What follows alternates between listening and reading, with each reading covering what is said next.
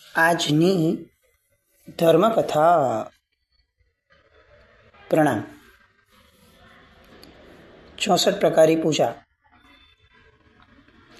અંતિમ દ્રષ્ટાંત કરણ કરાવણને અનુમોદનનું.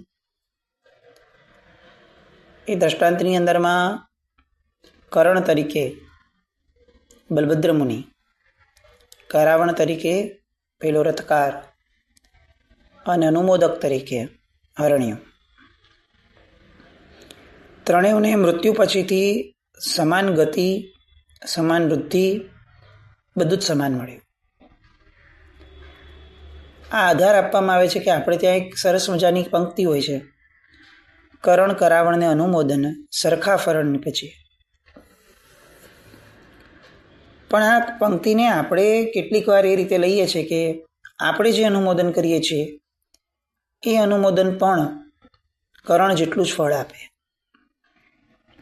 આપણે જે કરાવણમાં છીએ એ ક્રિયા પણ કરણ જેટલું જ ફળ આપે. આપણે ત્યાં શાસનમાં આ એક વસ્તુમાં કેટલીક વિચારણાઓ માંગી લે ને એવી સ્થિતિ છે. દરેક ક્રિયાનું એક ફળ આપણે ત્યાં દાખવ્યું છે અને સાથે સાથે એ ક્રિયા કઈ રીતે થવી જોઈએ એ પણ દાખવ્યું છે. કઈ રીતે એટલે મન વચન કાયા ત્રણેયનો યોગ એમાં દાખવ્યો છે. ફક્ત કાયાનો યોગ દાખવ્યો છે એવું નહીં કે ભાઈ ખમાસમણ આપતી વખતે આ મુદ્રા હોવી જોઈએ એવું નહીં, પણ ખમાસમણ આપતી વખતે આ અહોભાવ હોવો જોઈએ અંતરમાં, એવું પણ દાખવ્યું છે. શબ્દો પણ આ રીતે સંપદાઓથી પૂર્વક બોલાયેલા હોવા જોઈએ એવું પણ દાખવ્યું છે. આ તો એક ફક્ત ખમાસમણની વાત થઈ. એવી દરેકે દરેક પરમાત્માના શાસનની ક્રિયા, એની અંદર મન વચન કર્મની સ્થિતિ કેવી હોવી જોઈએ એ દાખવવા પૂર્વક, વિધિપૂર્વક એ ક્રિયા કરવાથી એનું ફળ આ પ્રાપ્ત થાય, આવું દાખવ્યું. આપણા લોકોની પરિસ્થિતિ અત્યારે એ છે કે આપણે જે રીતે ક્રિયા કરીએ છીએ એ ક્રિયાને સિમ્બોલિક નામ તો આપણે એ જ આપીએ છીએ કે જે શાસ્ત્રકારોએ આપ્યું છે, અને અપેક્ષા એ કરીએ છીએ કે આપણને ફળ એ મળે જે શાસ્ત્રકારોએ કહ્યું છે. ક્રિયાની પદ્ધતિ અમારી હશે પણ ફળ તમે કયો એ મને મળવું જોઈએ, આ શક્ય ન થાય.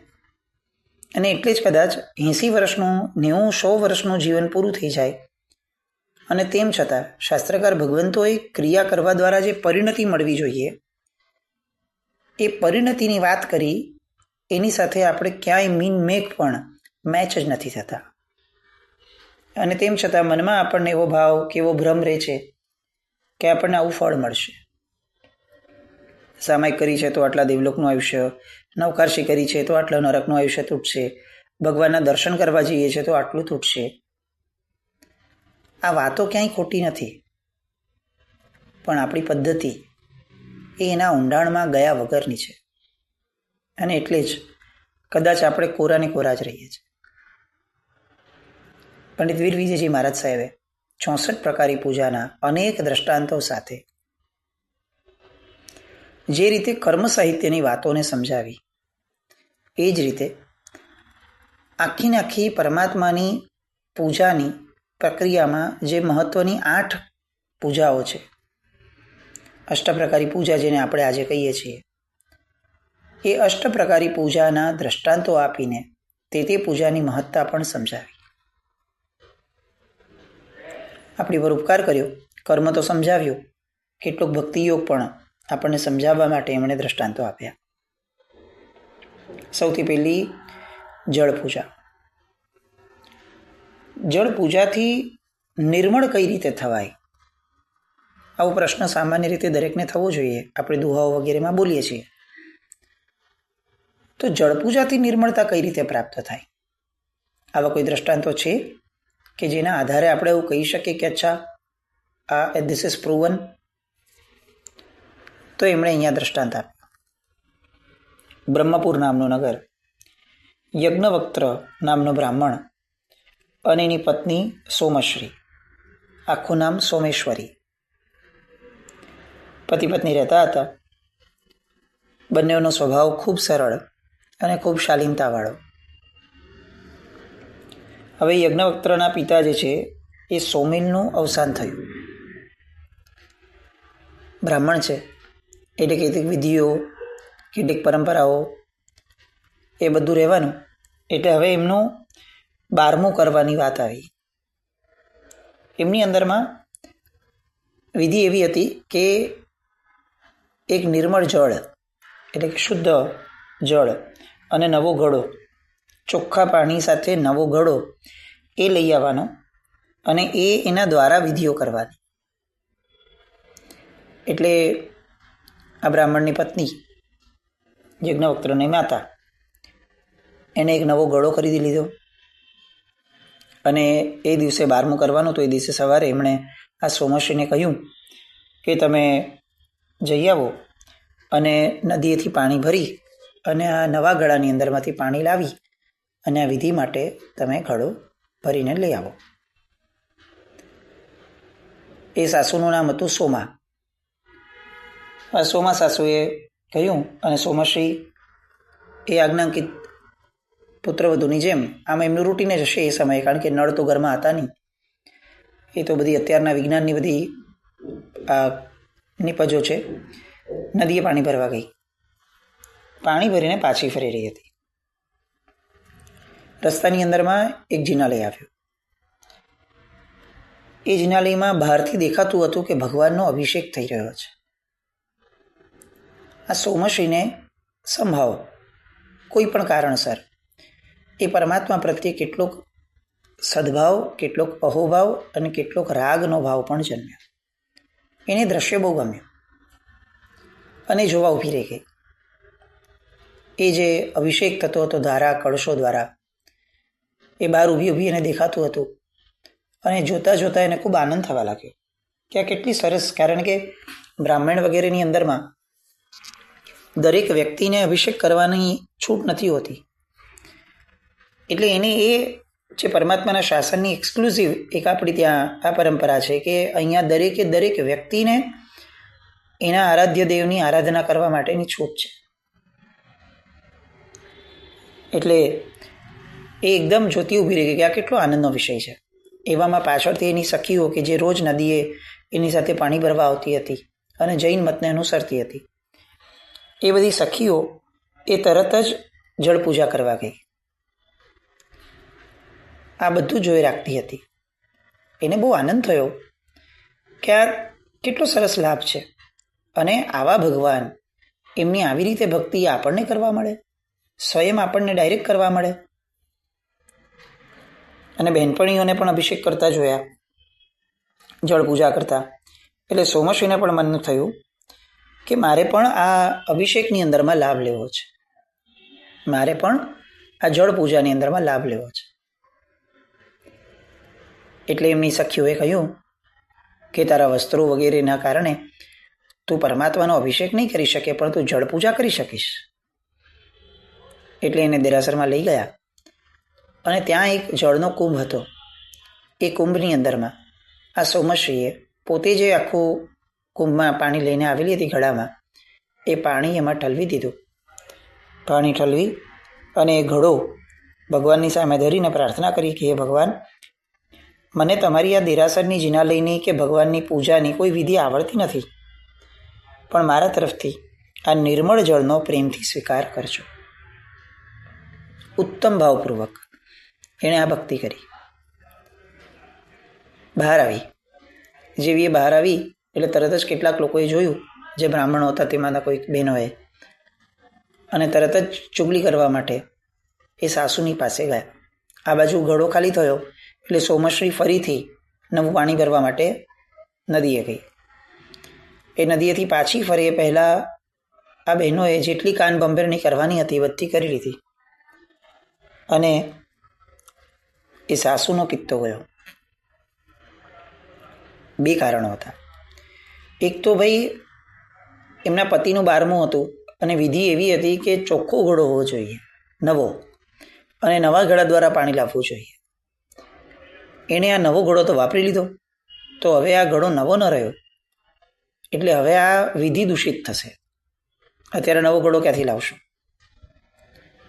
અને બીજું, વિધર્મી, પોતાના કરતાં અલગ ધર્મ પાડતા એવા કોઈક એક ધર્મની ક્રિયા એને કરાવડાવી. બંને ગુસ્સાના કારણે પોતે નિતાંત બ્રાહ્મણ કુળમાં જન્મેલા, બ્રાહ્મણ ધર્મને પાળનારા, દરેક ધર્મ સામાન્ય રીતે આવું શીખવે કે આપણે બીજાનો ધર્મ ન કરવો. સામાન્ય રીતે આ વ્યવહાર છે કે દરેક ધર્મની પોતાની એક વ્યવસ્થા તંત્ર પોતાનું એક હોવું જોઈએ કે જેના કારણે એમના જે આરાધકો છે, ભાવિકો છે, એ પોતે પોતાના ધર્મમાં પકડાઈને રહે. એ આધારે આ બ્રાહ્મણી જે શીખી હતી, એણે જે સાંભળ્યું હતું, એ આધારે એનો પિત્તો ગયો કે આવી રીતે બીજાનો ધર્મ કરાય જ નહીં, અને મારી વહુએ આ ધર્મ કરીને પોતાનું જીવન અબડાવી દીધું છે. રાહ જોતી હતી કે સોમશ્રી આવે એવું તરત એને ઝાટકી નાખે, અને સોમશ્રી આવી. સોમા સાસુ એટલો બધો ક્રોધ. પોતાના પતિનું 12મું છે એ પણ ભૂલાઈ ગયું. પોતાની વહુએ જીવનમાં ક્યારેય પોતાનીથી વિરુદ્ધનું કંઈ કર્યું જ નથી એ પણ ભૂલાઈ ગયું. બહુ અનાયાસે કંઈ આ દર વખતે કરીને આવતી હતી ને અનાયાસે એને ભાવ થયો ને કર્યું એ પણ ભૂલી ગઈ. એને એકવાર હું પૂછું કે તે આવું કયા કારણસર કર્યું એ પણ ભૂલી ગઈ. બધું જ ભૂલાઈ ગયું, કારણ કે એક વસ્તુ યાદ હતી, ક્રોધ જ્યારે યાદ રહે છે ને ત્યારે જીવનની અંદર બીજી એક પણ વસ્તુ યાદ નથી રહેતી. ચોઈસ આપણે કરવાની છે કે આપણે બધું યાદ રાખવું છે કે ક્રોધને યાદ રાખવું છે. સોમા સાસુ એ ક્રોધને ભૂલી ન શકી અને ભાન ભૂલી. એ હદ સુધી એણે આ સોમશ્રી ઉપર ગુસ્સો કર્યો કે સોમશ્રીની આંખમાંથી આંસુ પડવા લાગ્યા. જેમ તેમ એલ ફેલ બોલી.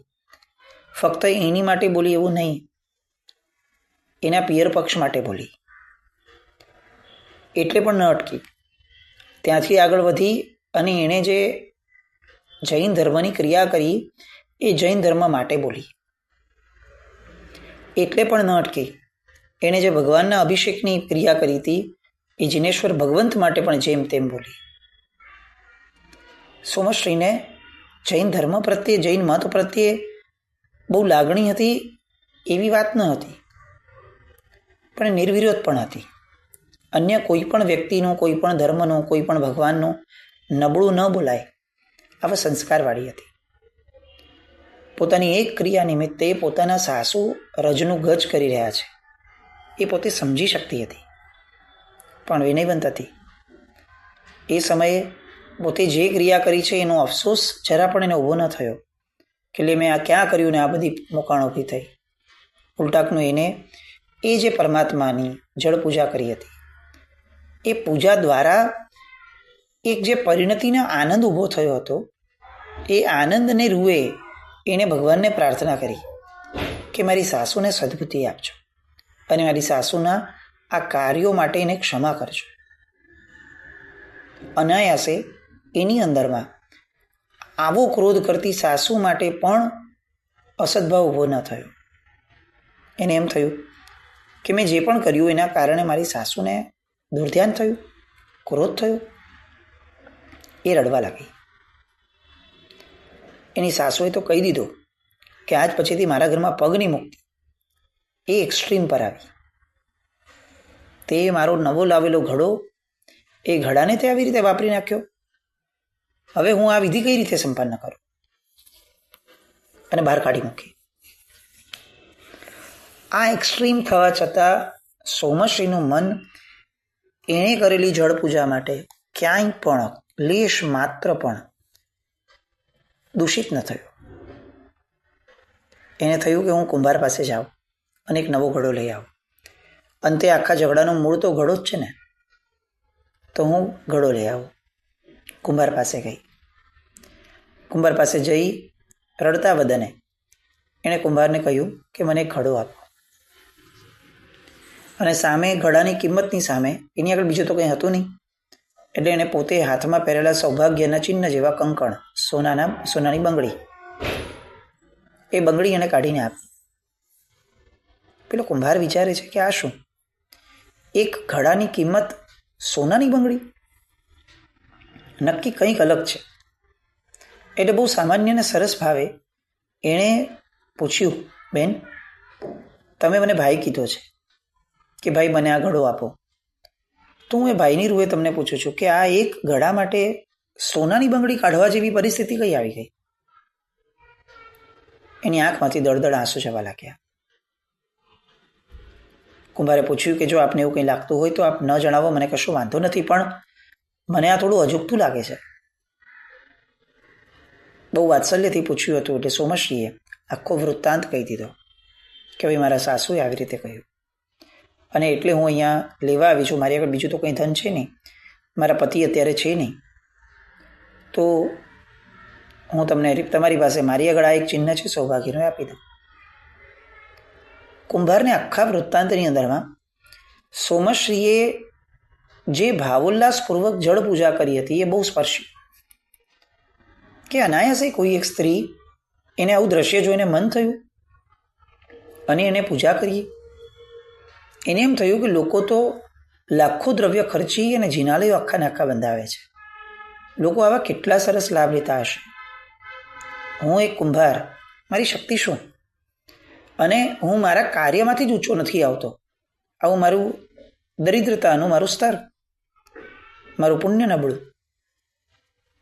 તો એવા સમયે આ સોમશ્રીએ જે કાર્ય કર્યું એ કાર્ય ખરેખર ઉત્તમ છે.